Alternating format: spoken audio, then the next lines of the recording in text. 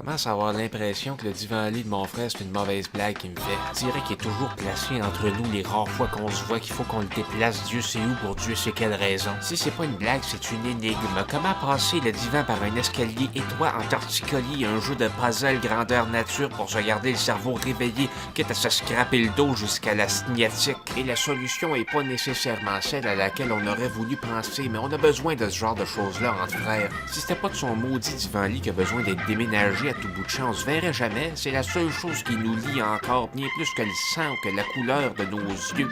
Je chiale bien, sauf qu'il n'y a pas de franche camaraderie comme celle suscitée par le déplacement d'un divan-lit. Tous les muscles sont endoloris par l'effet raffermissant sur le corps du lien de fraternité soudé par le hide-bed sur lequel j'ai même jamais dormi. C'est seulement quand on a eu fini de le mettre dans la boîte du camion que mon frère m'a annoncé... Tu vas être content, c'est la dernière fois qu'on le déménage. Il avait vendu le divan-lit pour une fraction du prix, seulement pour s'en débarrasser, pour la somme symbolique de 43 cents à un jeune entrepreneur de la sous-location Airbnb.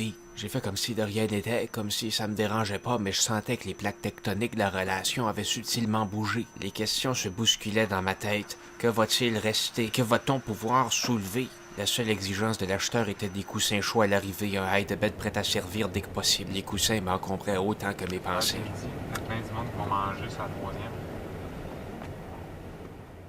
J'ai pas pu profiter du dernier déplacement du divan-lit de mon frère, ça m'a été absolument impossible, ça allait beaucoup trop vite. Autant le meuble m'était apparu plus lourd que jamais, autant mon frère avait semblé le prendre avec légèreté, ce qui allait pas sans aggraver mon désarroi.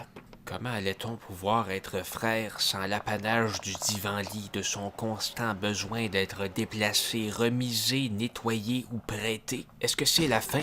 Faudrait-il trouver un autre meuble, une armoire antique qui pèse 1,5 tonnes ou bien repartir sur des bases plus solides comme la chasse et la pêche?